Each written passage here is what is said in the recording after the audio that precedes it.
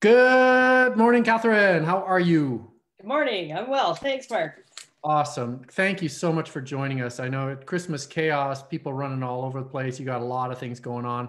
Truly, truly appreciate you making the time, but we had to get this out because this is important. You understand? It is. It's time. It is time. Now, Catherine, you and I have known each other for a little while. You're a brand DIY group member. And I had a bit of an epiphany with you as part of the Biba challenge, the Biba Botanicals. You volunteered to help out with content on this volunteer project that we were putting together. And I remember starting in and going, well, I wonder what Catherine's going to do. And then I saw an article that you wrote, a piece of content, and I wrote a piece of content too. And your piece of content wiped the floor with my piece of content. And it was really good. And, you know, I said to you before the call, it was one of those things where it set me on my ass because I don't know many people who can write like you can write. And so I said, I got to bring you on. I got to bring you on board and talk to you about what you're doing. So talk to us a little bit about the company, what you do, or what you, I know this is the challenge, what you think you do. What I think I do. Well, maybe we should start with the definition of content or how I define it, because as we've talked about, there are a lot of definitions out there. And to me, content is information, and it informs, it educates, it entertains, or it guides in order to build a relationship. So it's not about sales or, get $5 off. It's all about building a relationship that will in time build trust and lead to sales. But that's what content's about. And it comes in many forms. Well, I'm a chronic interrupter. Yes. Talk to me about the definitions of content that you saw online. Oh, because everybody out there, I can tell you, everybody who's listening to this is going, oh, that's what content is. Because everybody uses it's like brand. Everybody says it. Nobody has a clue what it is. Talk to me about that. Everybody says it. And there are so many definitions. I mean, generally when folks talk about content now, they're talking about digital content. And in some cases, one of my books here, Content Rules, they describe it as everything that's on your website. And so really website focused, but then others expand that to social media. And then it can become very tactical. So it's an infographic, a video, so there's the output type of stuff. I actually like to define content as anything that your customer needs to interact with along their journey with you. So they may start with your website, social media, digital presence, and value you provide there. But then what if they go into the store or have a consultation with you and you're handing them a folder or you're giving them a sheet, or, I feel there's a more holistic view as to what content can be. And it's all starts with the customer journey and the questions that your customers have that keep them up at night, and the questions that change throughout that journey. It seems to me like a shitty word, because it doesn't grasp all the stuff that you just talked about. It makes it super clear. All right, here's somebody, they don't know who I am. I want to talk to them. They go, maybe I'll think about that. Then a little bit later, they go, I remember somebody talking to me before. There they are again. You talk to them again. They go, you know what? And then they go into the store and you give them something and they go, oh, that's really nice. Then they turn around a week later and they come buy it afterwards. They open the box and they read something again. That doesn't seem like content. Content seems like one of those words that doesn't imply persuasion. It implies just words you read, It also screws me over when I think of content as far as visuals, because visuals and video is content too. But it seems like a messy word. I think it is a messy word. To me, it's about answering questions and providing value. And you build a relationship over time by doing that. Yeah. To me, I would call it relationship building. Yes. But everybody seems to think content. What do you think about Gary Vee? Everybody should put out 60 pieces of content a day. Total jackass or not?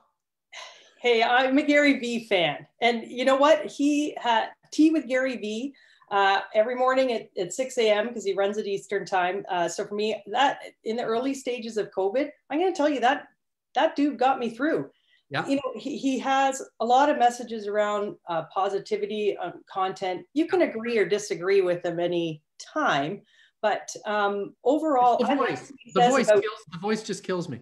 yeah, well, and then not being fearless about creating content. Like a lot of folks think we have to wait until it's perfect. Do I think it should be a volume play of 60 pieces per day? I think you should have a plan behind that instead of throwing spaghetti at the wall. Whereas he's more in the just try it and see what works. I also think he's setting a dangerous precedent, because there's a whole bunch of guys who are out there surfing Gary V bro porn, and they're all the dude porn, you know, like, oh, you gotta suffer to, you know, you gotta give it all up, and like, shut up.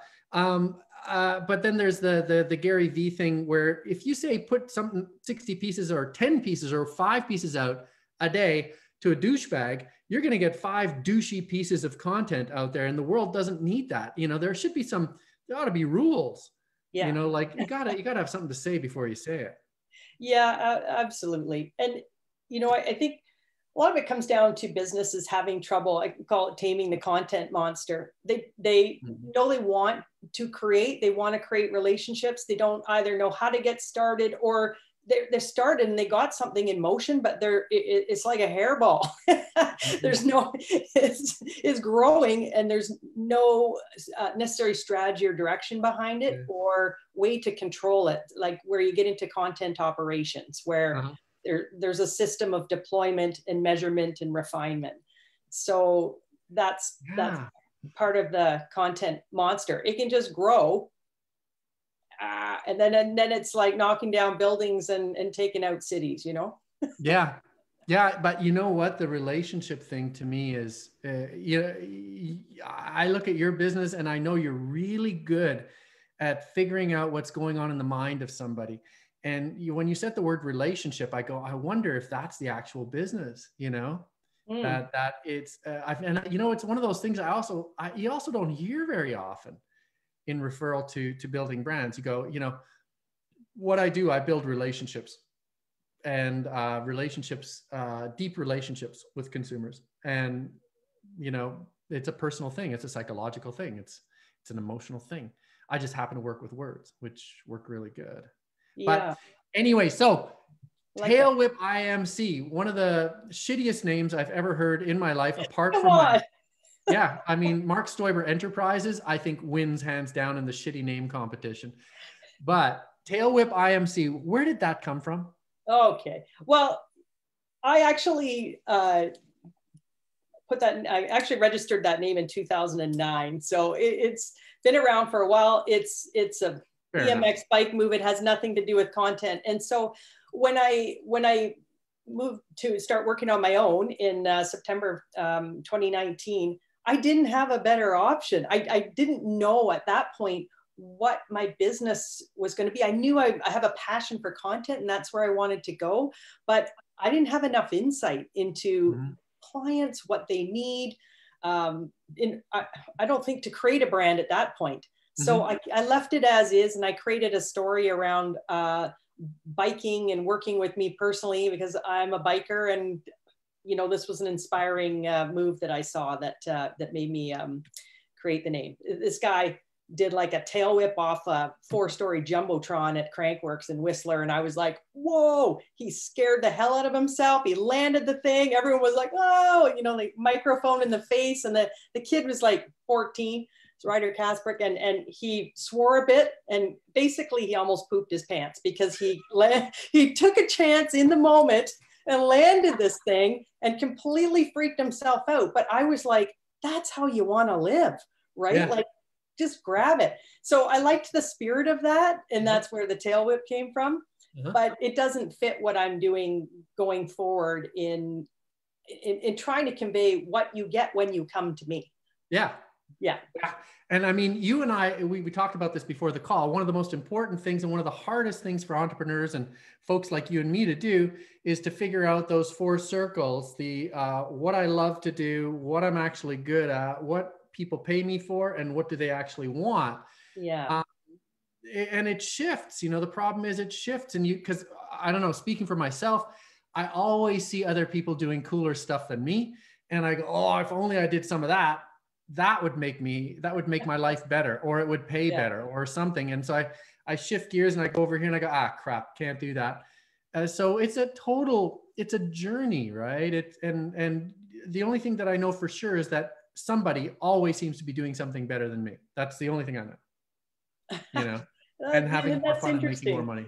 It's surprising to hear. I mean, I look at what you're doing. I'm like, God, he's got it going. I know. On, you know? I know. And the funniest part of the whole thing, when I started going to these, pardon my French, fuck up nights that the local tech incubator Viatech put on, I said, why do they do this? Well, they said they started them in Mexico because of the high suicide, depression, self-medication, bad things rate amongst entrepreneurs. Why? Because every other entrepreneur seems to be smarter than me and being more successful than me. And they're on the cover of, Fortune magazine. They went from 0 to IPO in through 3 months. And I'm the only loser. And what they don't realize is that most of the time, the most successful people have been losers 99% of the time and winners 1%. And everybody thinks everybody else is smarter.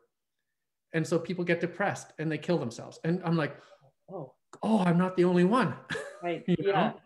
And hearing it from people you look up to, where they go, oh, I do, don't tell the cops about this one. But it's a real problem because, I think that's why this group is good. And this session with the entrepreneurs is really good because folks look up to you, and to hear that you feel insecure about it, or I feel insecure about it, I think it helps everybody just lift their head a little and go, maybe I'm not such a loser, because everybody feels like a loser at one point, Anyways, so you and I got together. I saw this piece of content. I said, WTF, tail whip IMC, you write bloody good content. And I was talking to you and I typed bloody good content into GoDaddy and boop, we have bloody good content now. Oh. Now, bloody good content might work or it might not work. Because, what I just heard you talk about with relationships is pretty powerful voodoo. However, I think that it's, the beautiful thing is we can experiment. It wouldn't be hard to throw together a single landing page, bloodygoodcontent.com, with Rosie the Riveter and, some sort of sassy kind of thing that works with that name and sort of reflects your personality too, and try it out and see if people respond to it. And you are doing that now. Mm-hmm. Well, I don't have the landing page yet, but you sent me the content. that was for my logo. That was a bit of a brief for a logo. Shit. I thought that was landing page. Should we map out what goes on the landing page? Because I know. If you know already, great. Yeah. Well, I just think that there is such a strong thing to be said about that there's a difference between words that are measured according to SEO and calculated. The world of content is now very, very much in the hand of the technicians, where they all talk about, oh, I'm a great conversion copywriter. Whatever. Hemingway didn't talk about conversion. Hemingway just created really, really good content. F. Scott Fitzgerald. And, once all the technicians have sort of created an even playing field where everybody's got the same SEO, blah, blah, blah, then it's going to come down to the artists who can elevate it to something great. Yeah, because they're like SEO, all those smarts and things. At the end of the day, you have to make your content and your digital presence worth finding. Mm-hmm. Yeah. So it's because someone's going to come to you. That's why they're going to come to you, because you're interesting, because you give them value, because you do these things. So if you're not worth finding, all the SEO in the world and every PPC campaign that you invest in, it's a waste of time and money, in my opinion. Yeah. Talk to me. You're living in this world. Have you seen a sort of a leveling off where all the sort of shitty SEO keyword driven content is sort of like everybody's just getting tired of it because it's so unpersonal and so not inspirational? Have you noticed that? It just feels like there's a glut of it. And as consumers of content, I think we just get versed with moving through it, right? You open it, click a link, you look on the article, you're like, nope, nope, nope, nope. But then you find the person, Neil Patel in the content world, or Ann Handley, you find something that they offer and it's rich and valuable, and then you keep going back to it. So I think we end up curating on our own what's working, because there's an awful lot of worthless SEO driven stuff out there. Do you think that that's also a factor of, I had this conversation with, Joe Girard, a sales guy, a friend of mine, Joe. I had this conversation with him yesterday, and he said, you know what I hate? I hate birthdays. I go, what? He said, because birthdays have become a thing where on Facebook, send Mark a birthday greeting. And so you get all these champagne emojis and birthday cake emojis and thumbs up. And all I am is one more item to get out of their inbox. That's all you become. You become somebody who, I have to give him a birthday greeting. Boom, gone. One more thing out of the inbox. And it has become so mechanical. It's bled the humanity out of it, the relationship out of it. And he says, the only people I ever talk to now on my birthday are people who actually call me.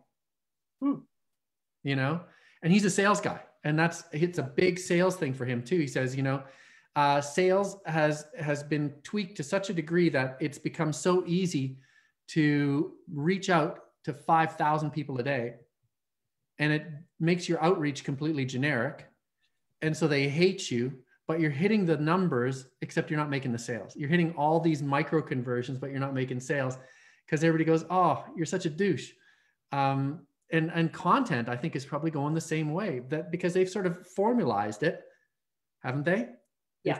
You look at HubSpot and stuff, and they create formulas for this stuff. Yeah. And you feel like if you're not hitting the formula, that, you're missing out on something. You know what, Mark, it's funny. I was on a call the other day, and it was a bit of a promotional call. And so it was for video in mail. So you get an email and it's got a video in it. Someone's holding up a little sign, Mark, talk to me, click the link. And so this company had paired with another for the leading edge idea, which was to send a real gift to the person afterwards, like in the mail, based on what they were interested in. And I think, you and I have been in the biz long enough. It just kind of made me laugh. I'm like, whoa, this is circling right around. I know. To to where we started. But to me, it wasn't like a little canary in the coal mine that people are craving the relationship piece of it. That just being bombarded is too much. Yeah. Yeah. And Joe is also like a sales guy.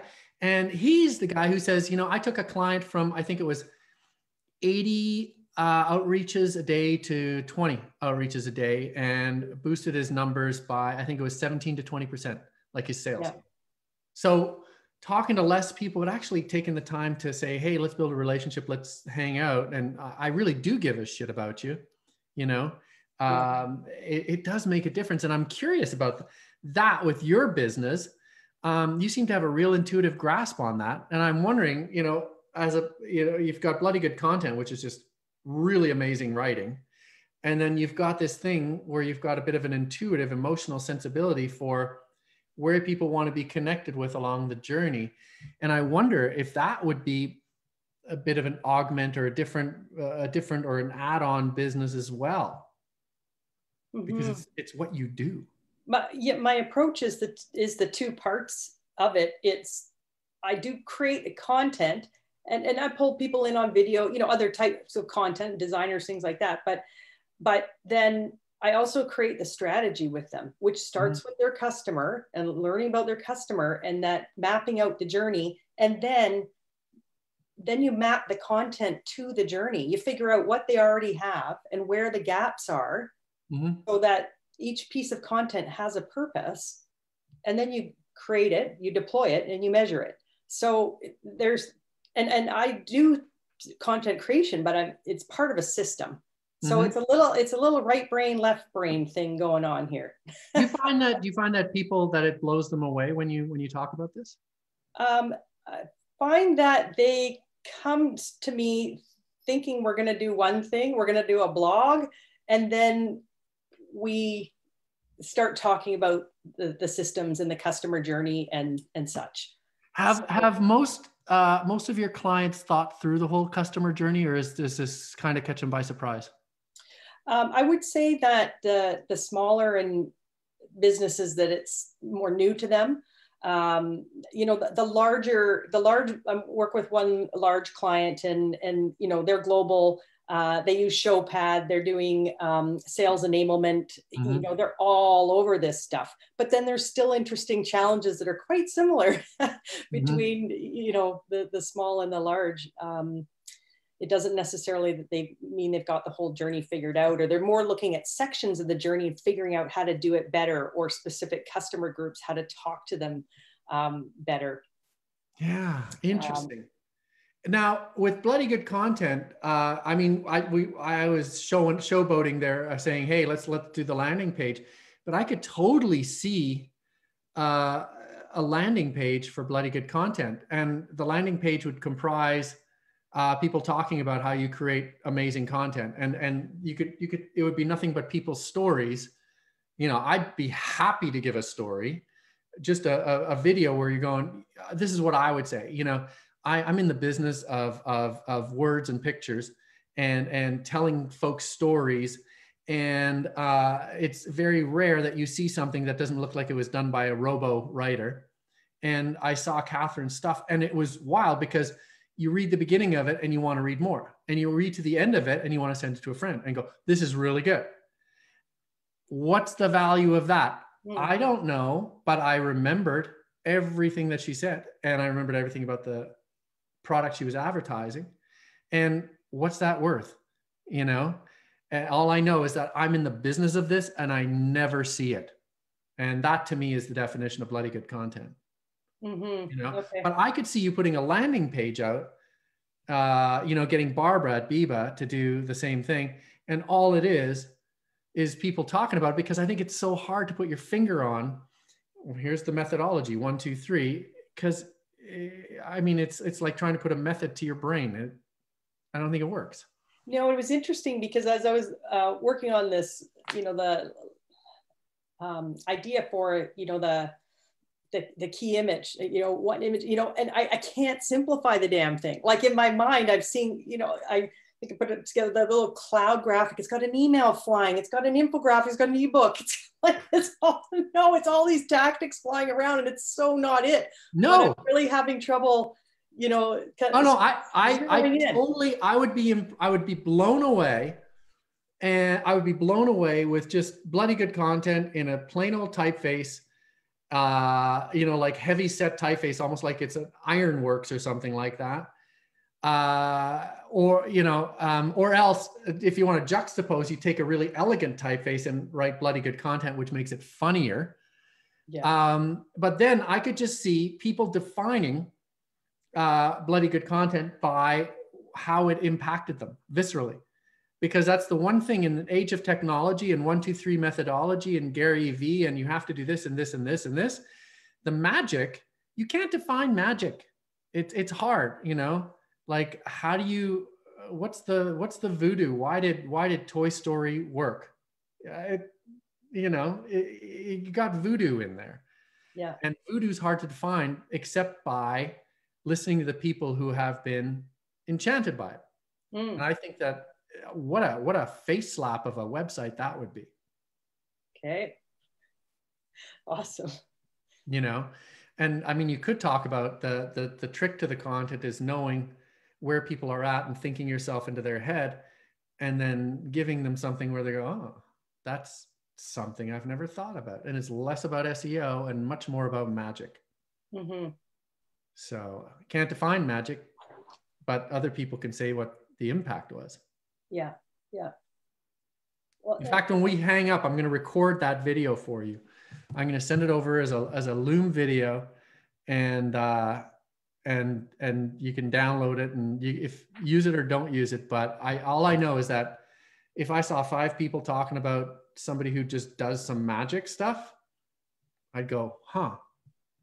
Yeah, that's fantastic. And you know, what I see out there is I think there's a bit of a gap between the tactically based, we do videos, we write, we do, you know, and in many cases as an agency that the content's a portion of what they do, right? So, and then there's the folks that are kind of more enterprise level where you've got content operations. It's huge. You know, you need to be big to be part of it. So who's in the middle there with a little bit of magic, a little bit of system, and you know, and the relationship piece. I think that's where I want to carve out my place. Yeah, and I think you've got a knack for it. One, you're one of the most buttoned down people I know.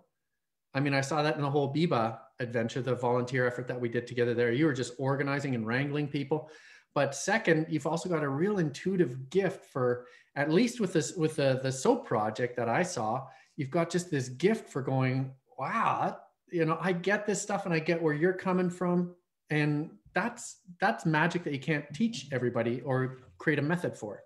And that, you know, that's you could define bloody good content by the impact that it has, not by the method that you follow.